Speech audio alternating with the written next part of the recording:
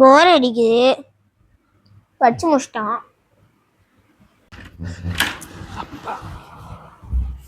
படிச்சு முடிச்சிட்டேன், போர் அடிக்குது. ஏதாவது ஐடியா கொடுங்க தாத்தா. ஐயோ டேய், படிச்சு முடிச்சாச்சப்பா?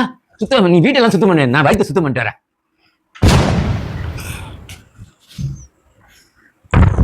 ஐயோ, அன்னைக்கே பெருக்கூடாதுன்னு சொன்னாங்க. பூச்சி வேற எதுவும் இல்லை, எதுவும் பொரியலும் இல்லை. சரி பெருக்கிடலாம்.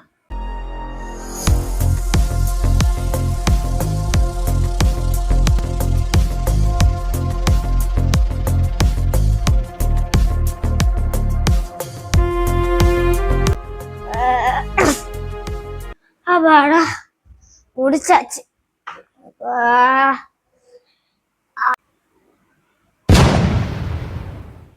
தொடப்பத்தை எதுக்கு நிக்க வச்ச? தொடப்பத்தை நிக்க வச்சா என்ன பாட்டி?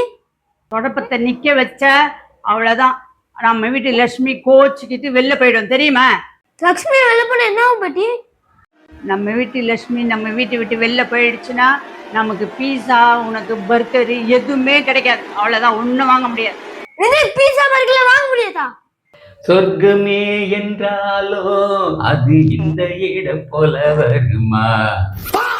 சொர்க்கம் என்பது எனக்கு சொர்க்கம் உள்ள இடம்தான்.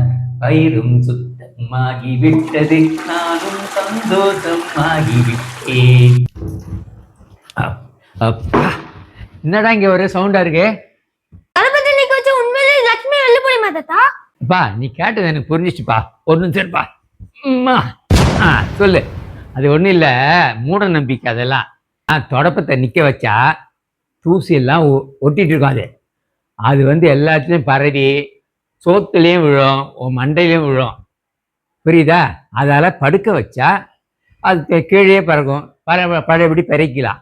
ஓகே தாத்தா, இனிமேல் தொடக்கத்தை படிக்க வச்சுக்கிறேன் தாத்தா. புதுசாக ஒரு விஷயம் கற்றுத்தேன். தேங்க்ஸ். அப்பா, எனக்கு வர பாத்ரூம் வந்து